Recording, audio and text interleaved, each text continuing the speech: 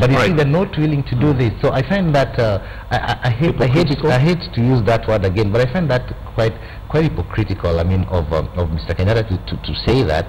And one more thing, just to echo what Ohito said on Monday is, come on, where are these positive stories? We can't spend like 364 days of the year looting for the public funds, and then you want me to spend this one day that you actually go and open some toilet that was built using taxpayer money that is supposed to be a positive story. Yeah, and one more thing about these people also, maybe they're too busy bashing the local media that they never watch international media, is that something like CNN has actually expanded. There's so many programs. Like this October, they're calling it October, East Africa October. There's so many stories like FaceTime Africa, there's Marketplace Africa, there is African Voices, these things that were never there like 5, 6 or 10 years ago. Right. They've really expanded. Gadara, do you feel like there needs to be a bit more of a balance? The president says that we highlight African failures and forget African successes, yet according to Clay, really that, and again, even sitting from the desk from the newsroom, what do you want me to do? I am reporting what is happening. Yes, I think there's a false dichotomy here. This idea that there are positive and negative stories is something I don't really buy. What there are just stories, what's actually happening. And I think we need to be aware of why it is that we want media to highlight particular stories. It's not about patting ourselves on the back, you know.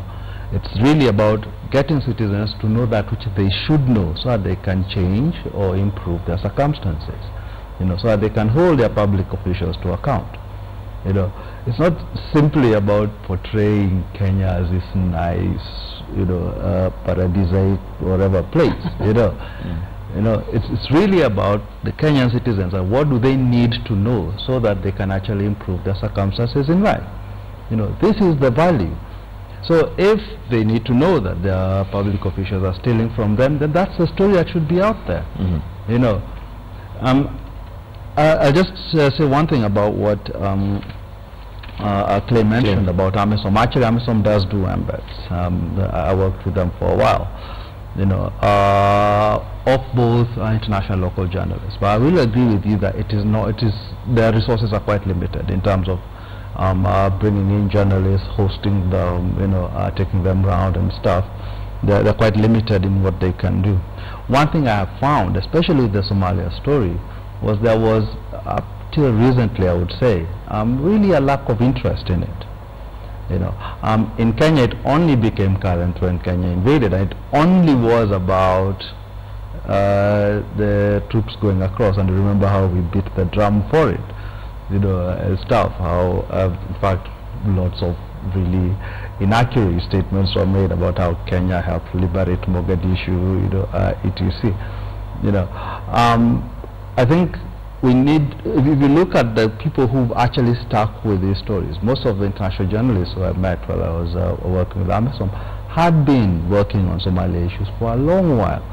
You know, and this is what we lack. We don't have people who concentrate or who sort of specialize on particular areas and go across. The third thing is, if you think about the structure of African media and how we are able to report our own stories, you know, it's quite difficult, you know, across a continent. In fact, we rely much more on Western media, you know, to tell stories about stuff happening across, because we don't have resources. We don't have correspondents, for example. If you ask how many correspondents that KTN have across Africa. No, KTN has. This is the thing. KTN struggles to cover Mandera. You know, so how do you expect them to cover Nigeria? You know, so what happens is they tend to go to the wire services, you know, AP, AFP, Reuters, and get their stories there. Okay. So there's always a Western perspective sort of tinged within this, and I think we need to look at how we resource our own media to cover our stories. I've been saying this for a while.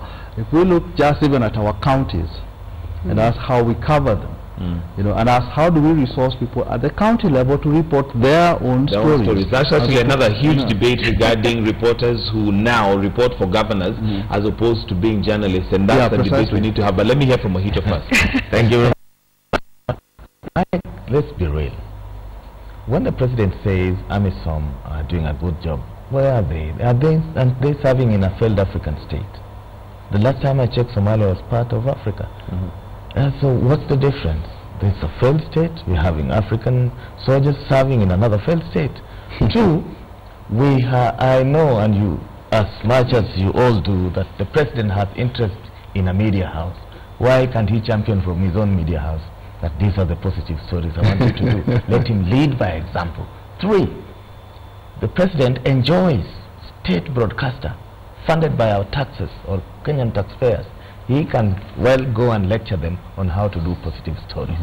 So this business of trying to tell us and lecture us on what stories we should do, I think is neither here nor there. He is surrounded by very seasoned journalists around him, Manoa Sipisu, Munyori Buku, and many others, including speech writers.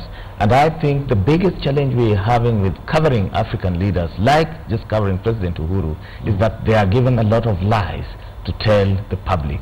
One case, and he mentioned it at KICC during the gala, that 97% of primary schools in Kenya have been connected to power.